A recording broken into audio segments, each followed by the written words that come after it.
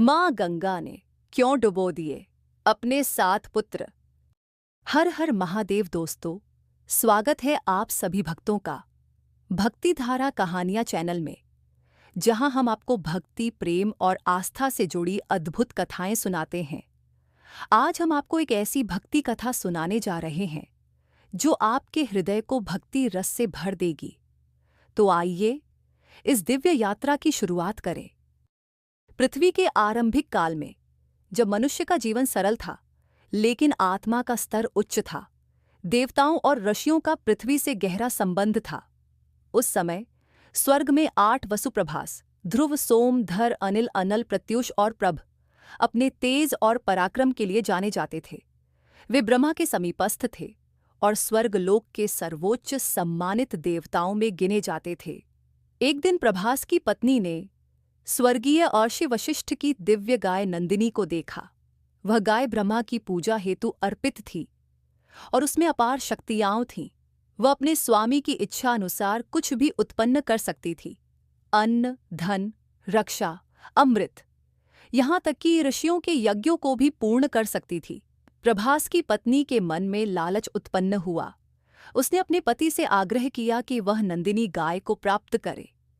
प्रभास ने पत्नी के अनुरोध पर सहमति जताई और 7 वसुओं के साथ मिलकर गाय को चुरा लिया। वशिष्ठ ने अपनी तपोबल और ध्यान से सब देख लिया।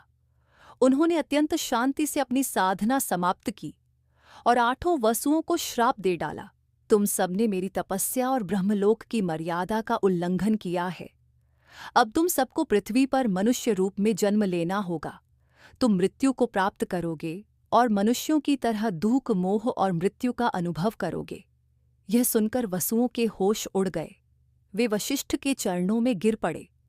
वशिष्ठ की करुणा ने काम किया। उन्होंने कहा कि 7 वसुओं को जन्म लेते ही मुक्ति प्राप्त हो जाएगी, पर प्रभास जिसने यह योजना बनाई उसे पूरे जीवन तक पृथ्वी पर रहना होगा। स्वर्ग की सीमाओं में जब यह निर्णय गूंजा तो स्वर्गलोक, मृत्युलोक और पाताल लोक में हलचल मच गई। वसुओं की पीड़ा सुनकर त्रिदेव ब्रह्मा, विष्णु और महेश चिंतन में डूब गए। तब ब्रह्मा ने माँ गंगा को बुलाया, जो स्वयं विष्णु के चरणों से प्रकट हुई थीं, और कहा, हे गंगे, ये कार्य केवल तुम ही कर सकती हो। पृथ्वी पर अवतरित होकर इन वसुओं की माता बनो, उन्हें जन्म दो और उनके जन्म के बाद उन्हें मुक्ति प्रदान करो। ये उनके श्राप से मुक्ति का मार्ग है। गंगा, जो करुणा की देवी थीं, उन्होंने यह कार्य स्वीकार कर लिया। लेकिन उन्होंने कहा, मैं पृथ्वी पर कैसे जाऊंगी? वहां मेरा अस्तित्व कौन स्वीकारेगा? ब्रह्मा मुस्कुराए और बोले, एक समय आएगा जब पृथ्वी पर एक श्रेष्ठ राजा प्रतीप की वंशज गद्दी पर होंगे। उनके पुत्र शांतनु तुम्हारे पति बनेंगे और वहीं से यह लीला प्रारंभ होगी। और यही हुआ।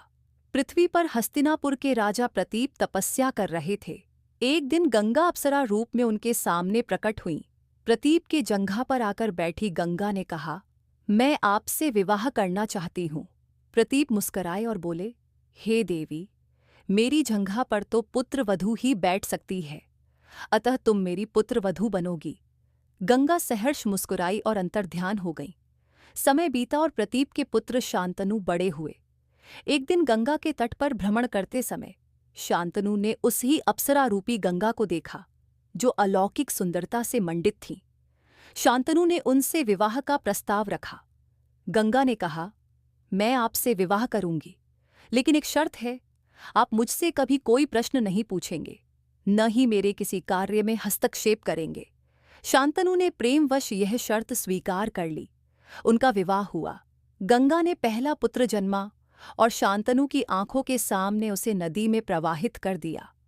शांतनु स्तब्ध रह गए, लेकिन उन्होंने वचन निभाया। फिर दूसरा पुत्र, तीसरा, चौथा, 7वें पुत्र तक यही क्रम चलता रहा। शांतनु का हृदय विदीर्ण होता रहा, लेकिन उन्होंने गंगा को एक बार भी कुछ नहीं कहा। जब 8वां पुत्र जन्मा और गंगा उसे भी नदी में प्रवाहित करने चली, तो शांतनु से रहा न गया। उन्होंने रोते हुए गंगा से कहा, हे देवी, क्या मैं इतना निष्ठुर हूं कि मेरे पुत्रों की हत्या देखकर भी चुप रहूं? क्या मैं पिता नहीं हूं? मुझे भी अधिकार है कि मैं अपने पुत्र का पालन करूं।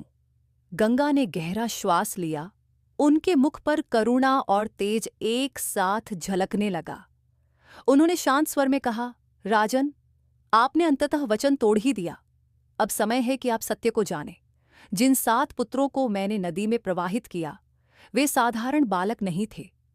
वे वसु थे, स्वर्ग के तेजस्वी देव, जिन्होंने महर्षि वशिष्ठ के श्राप के कारण मनुष्य जन्म लिया था। उनका मुक्ति मार्ग यही था, जन्म के साथ ही मृत्यु। मैं उन्हें जन्म दे रही थी और फिर उनकी आत्मा को मुक्त कर रही थी। आप जिन बच्चों को खोने का शोक मना रहे हैं, वे स्वयं अपने प्रारब्ध को जानकर आए थे। लेकिन यह 8वां बालक यह प्रभास है, जिसने वशिष्ठ की दिव्य गाय को चुराने की योजना बनाई थी। इसे संपूर्ण जीवन धरती पर रहकर अपने कर्मों का फल भुगतना होगा। इसीलिए मैं इसे ले जा रही हूं। इसे शिक्षा दूंगी, नीति सिखाऊंगी, अस्त्र शस्त्र की विद्या सिखाऊंगी और फिर समय आने पर इसे आपको सौंप दूंगी। यह कहकर माँ गंगा अपने पुत्र को लेकर अंतर्ध्यान हो गईं। उन्होंने हिमालय के तपोवनों में परशुराम और वशिष्ठ जैसे गुरुजनों से देवव्रत को शिक्षित किया। देवव्रत ने वेद, उपनिषद, युद्ध नीति, राजनीति, तीर कमान, तलवार, धर्म और ब्रह्मचर्य की उच्चतम शिक्षा प्राप्त की। जब वे पूर्ण रूप से विकसित हुए, तब गंगा उन्हें शांतनु के पास हस्तिनापुर लेकर आईं। वहीं से आगे का इतिहास है देवव्रत, जो आगे चलकर भीष्म पितामह कहलाए, जिन्होंने अपने पिता की इच्छा के लिए आजीवन ब्रह्मचर्य का व्रत लिया और जिनके त्याग, निष्ठा और धर्म पालन की गाथा युगों तक गाई जाती रही। माँ गंगा ने जो किया, वह उनकी करुणा, उनकी भक्ति और उनकी श्रेष्ठता को दर्शाता है। ये कोई निर्दयता नहीं थी, ये मोक्ष की अंतिम सीढ़ी थी। 7 वसु, जिनकी आत्मा माँ गंगा की धारा में प्रवाहित होकर ब्रह्मलोक में विलीन हुई, वे गंगा को केवल माँ ही नहीं, बल्कि उद्धारकर्ता कहते थे। यही कारण है कि आज भी गंगा को मोक्षदायिनी, पापहारिणी और भवसागर से पार लगाने वाली कहा जाता है। इस कथा के माध्यम से हमें यह संदेश मिलता है कि हर घटना का एक गहरा अर्थ होता है, हर पीड़ा के पीछे एक उद्देश्य होता है और हर माँ की ममता सिर्फ शरीर से नहीं, आत्मा से जुड़ी होती है। माँ गंगा के 7 पुत्रों की मृत्यु एक महाशक्ति की लीला थी, जो उन्होंने न केवल एक आरुषि के श्राप को पूर्ण करने के लिए की, बल्कि आत्माओं को मुक्त करने के लिए भी की। यही माँ गंगा की महिमा है, यही उनका त्याग है और यही उनकी भक्ति की पराकाष्ठा है। दोस्तों, अगर आपको ये कहानी अच्छी लगी हो, तो कृपया इसे अपने मित्रों और परिवार के साथ साझा करें और भक्ति धारा कहानियाँ चैनल को सब्सक्राइब करें। धन्यवाद।